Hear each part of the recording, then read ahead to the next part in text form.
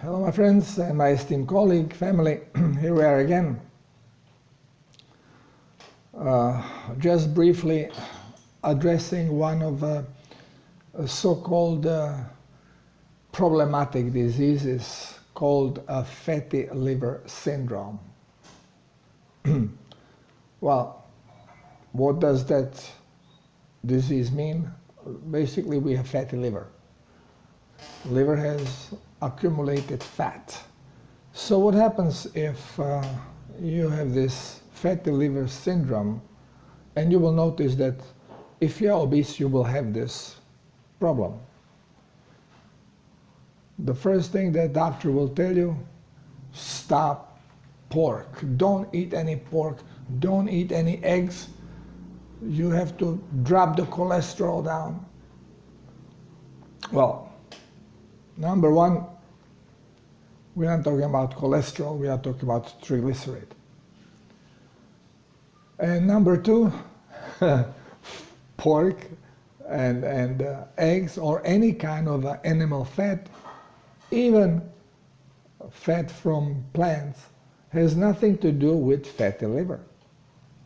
So, if you have a doctor that you trust, and if you are obese, or if you have a fatty liver, and this doctor tells you you have to stop eating pork and eggs, you may as well turn around and run, because this lost schmuck has no idea what he's talking about.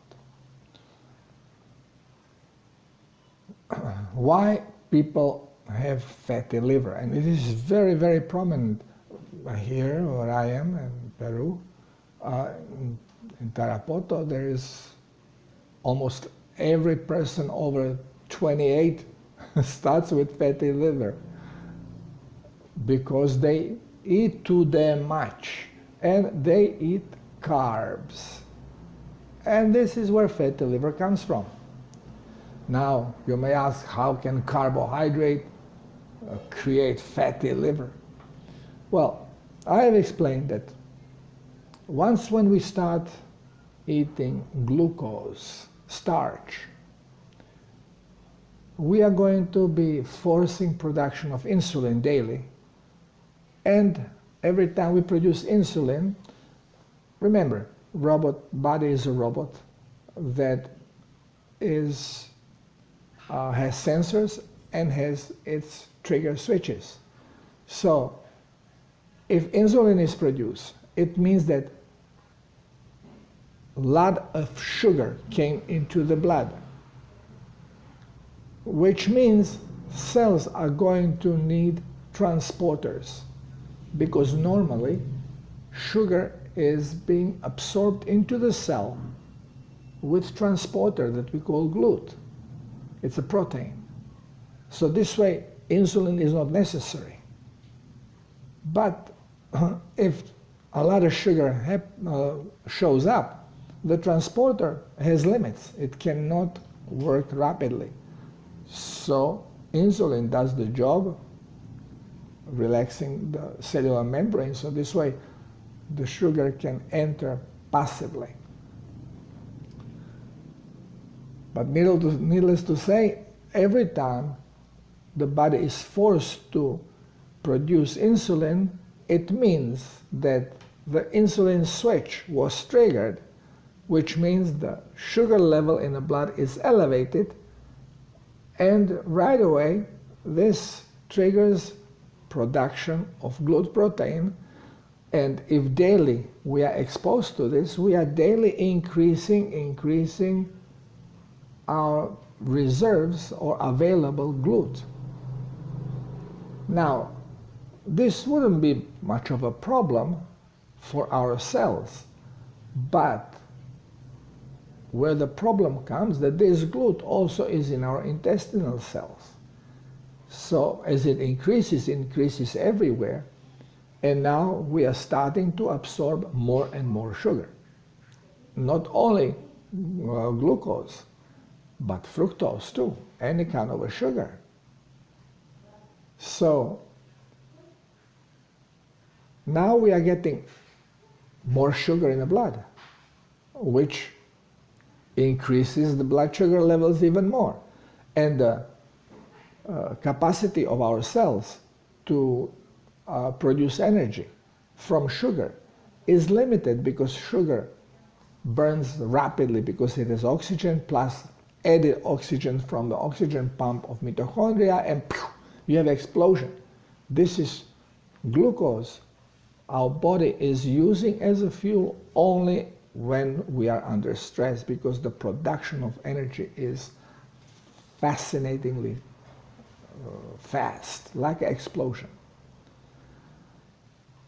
So now, since capacity is going to be of energy, the cell fills rapidly, bingo, in a couple minutes. So now what is body going to do with this sugar that is still there? And now it cannot be burned anymore. It cannot be stored because we don't have any storage for glucose in the body. We are not meant to run on glucose. So now the burden goes to liver. Liver has to convert it into fat, because body does not really want to throw it out, because it can use it. It's programmed to use it. So it will do anything to see if it can manage it. And then when the levels go so high that even the management cannot be there, I mean converting into fat and then distributing this fat into adipose tissue that makes us obese, well, then its sugar starts getting eliminated through urine. That's the last resort.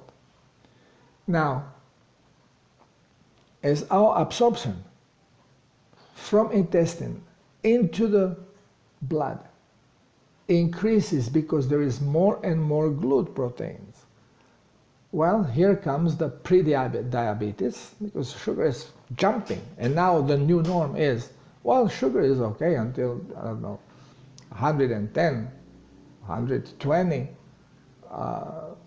nanograms per deciliter, milliliter. Well, that's not true.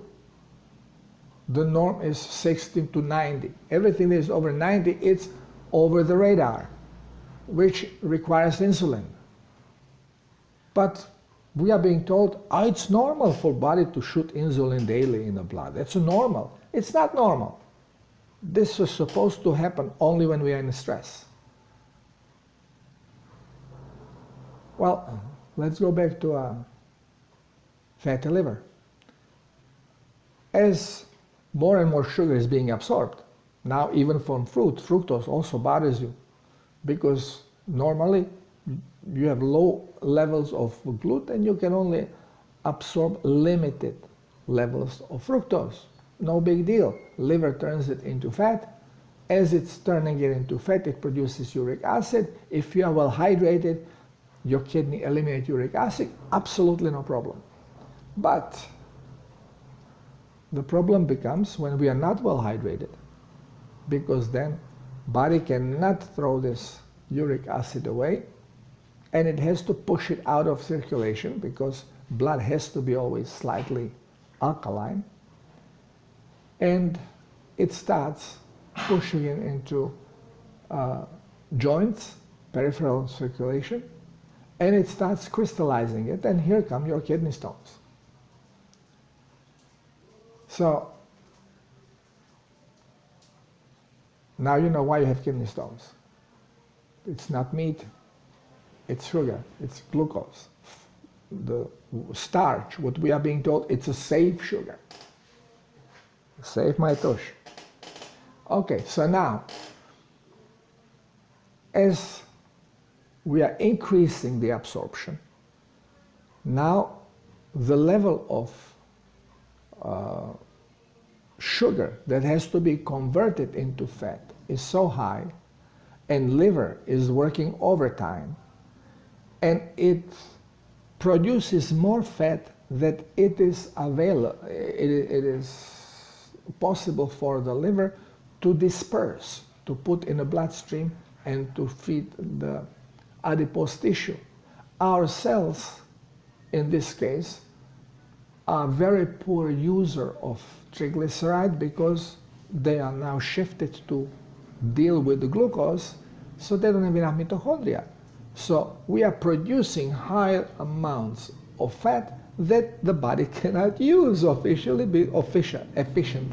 because it doesn't have enough mitochondria, because we are reprogramming, resetting everything to the damn glucose that we are stuffing our face with. And here comes the problem. Now you increase so much production of fat in the liver that even distribution cannot get rid of it, and it starts accumulating within a liver, creating fatty liver. So it has nothing to do with your pork, your eggs, your fats that you eat. Absolutely nothing. Zilch. Because another truth is, whenever you are eating fatty stuff, let's say pork or eggs, well, you are absorbing amino acids and you are absorbing fatty acids. And since fatty acids as a fat cannot be pushed into the blood because it would clump, it would make obstructions, it has to be dispersed. So right there in the intestine, you are going to start creating, if necessary, if there is a demand, cholesterol from the amino acids and fatty acids that you have absorbed. And then whatever fatty acids are left will be connected with glycerol, and you are making triglycerides right there in your intestines to be put in a bloodstream. So your liver actually has nothing to do with the fat that you are eating. Zilch. It's all carbs. Time to learn the truth. Okay? Of course, you're going to gain weight rapidly if you are eating bread and pork together, because bread is a starch, so it produces energy. It decouples mitochondria. So all the fatty meat that you are eating, all the fat that you are eating now cannot be burned because you will be burning the bread. And the fat goes directly into adipose tissue. Liver has nothing to do with it. You are gaining weight rapidly. So here you have the truth.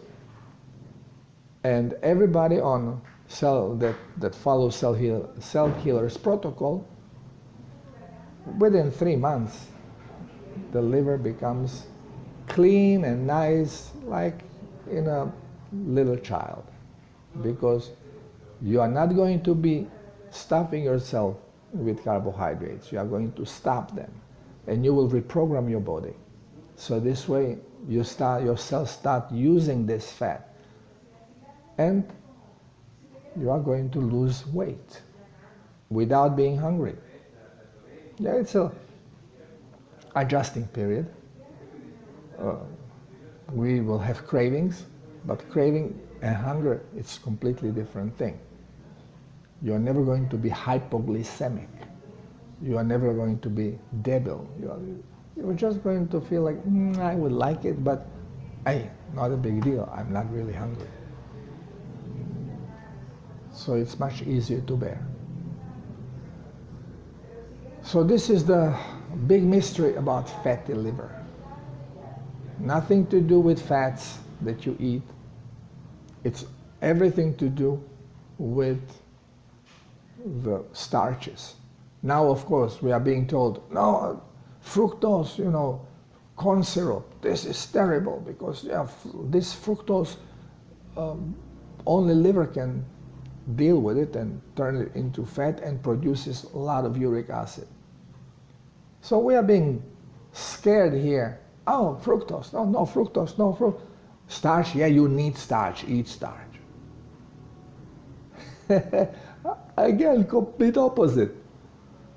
If you don't eat starch, you can eat as much fructose as you want every day, and you will be fine. You will just have profound diarrhea because your body is going to be converting this fermenting this fructose that cannot be absorbed because you are not increasing absorption. You only increase absorption on starches, on glucose. So, everything we are being told, even by alternative medicine, it's all fake, all lies, no substance. Time to learn the truth. Thank you for listening. Till next time. Love you all.